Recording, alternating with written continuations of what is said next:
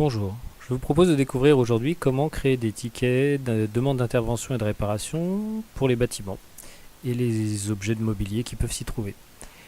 Pour cela, je vous propose d'aller sur extranet.oust-broceliande.bzh en vous assurant que vous avez bien HTTPS décrit devant, sinon ça risque de ne pas fonctionner avec les deux points et les deux slash. Lorsque l'adresse extranet.host-broceliande.bzh est tapé, vous arrivez sur la page d'accueil du site et où vous avez la possibilité de vous identifier, on y reviendra dans un autre tutoriel, mais sur lequel vous avez surtout des liens vers les principaux services que le service informatique met à votre disposition, et notamment les services de tickets informatiques ou tickets bâtiments.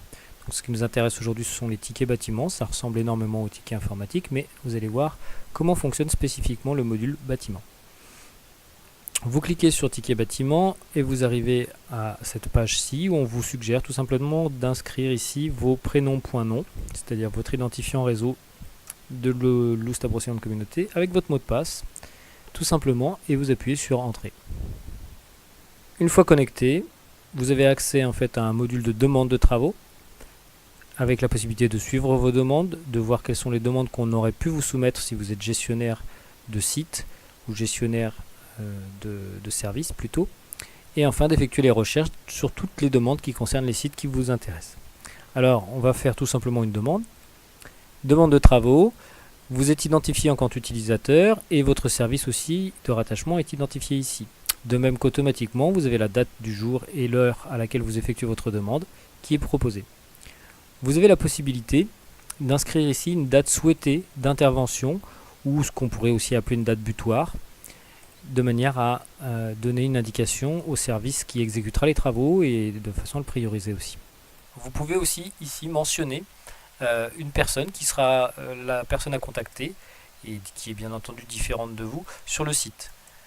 L'intérêt de cet outil, c'est que si la personne existe déjà, vous l'avez déjà tapé une fois et que vous l'avez déjà créé, eh bien vous pouvez tout simplement taper les premières lettres, la resélectionner dans la liste des propositions qui vous seront faites et la valider, enfin tout simplement la laisser inscrite telle qu'elle est, éventuellement modifier les indications pour que ce soit des bonnes réponses. Là-dessus, donc ça sera la personne qui sera contactée de préférence sur le site, plutôt que vous, qui est inscrit bien entendu ici. Ensuite, c'est à définir le site. Le site peut être un bâtiment, ou bien un espace vert, ou encore la voirie. Là, l'intérêt d'être donc sur des bâtiments, vous avez ensuite tous les bâtiments sur lesquels vous pourriez aller, où vous pouvez être affecté et sur lesquels donc vous avez un regard et donc la possibilité de déclarer un incident, que ce soit une ampoule, une fuite, ou que ce soit une demande de création d'un mobilier comme des étagères ou toute autre réparation.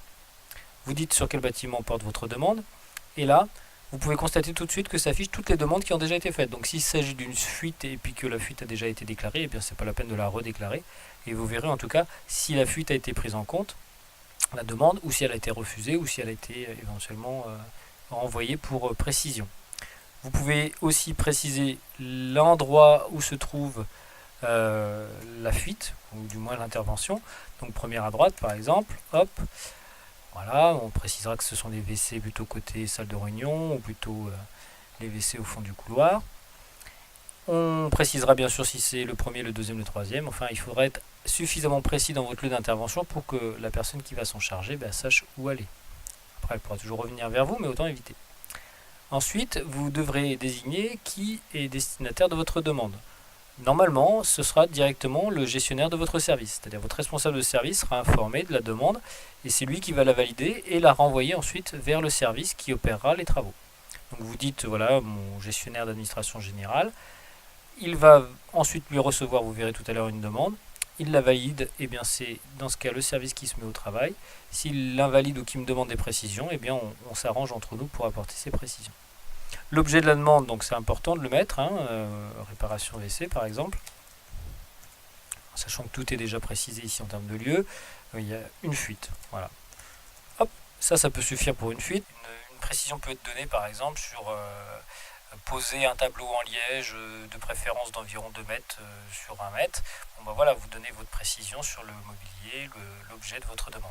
De là, vous pouvez l'envoyer directement. Moi, je vais l'enregistrer, je ne fais pas la peine de surcharger le service. Et du coup, la demande est placée en brouillon ou la demande a été expédiée, tout simplement. Et ça se présente de toute façon de cette façon-ci. Vous pouvez vous aussi imprimer le bon de travaux, le bon de commande, c'est une façon de vous en rappeler, mais sachez que toutefois, vous avez automatiquement reçu un email qui reprend votre demande et qui du coup dès lors qu'elle a été envoyée au service gestionnaire, qui va aussi vous permettre d'avoir un suivi de cette demande. Alors cette demande, comment on la suit? Eh bien, quand on est ici dans Accueil, vous avez le suivi de mes demandes, ou dans e-travaux, suivi de mes demandes, c'est la même chose. À partir de là, eh bien, vous voyez les demandes qui ont été transmises et donc qui ont reçu une réponse, mais vous avez aussi accès à vos brouillons, que vous pouvez éventuellement modifier. Donc la demande qui a reçu réponse, vous voyez tout l'historique des échanges qui ont pu avoir lieu entre les différents intervenants de la demande. Dans votre profil, aussi dans l'accueil, vous pouvez voir toutes les demandes que vous auriez vous à traiter. Ça, c'est ce que je disais tout à l'heure, c'est surtout pour les gestionnaires qui sont chargés de suivre un service et qui vont avoir ici la liste de toutes les demandes qu'ils ont en attente de traitement. Donc ce qui est bien, c'est que vous, en tant que demandeur, eh bien, vous savez que votre gestionnaire a une visibilité sur l'ensemble des demandes à traiter. Vous disposez également d'un moteur de recherche qui vous permet d'effectuer des recherches sur vos demandes. Le plus simple, c'est de cliquer tout simplement sur Rechercher et vous voyez l'ensemble des demandes qui ont été effectuées sur les sites sur lesquels vous avez une visibilité. Voilà, tout simplement comment effectuer une demande sur IATAL. N'hésitez pas à revenir vers nous si vous constatez des difficultés.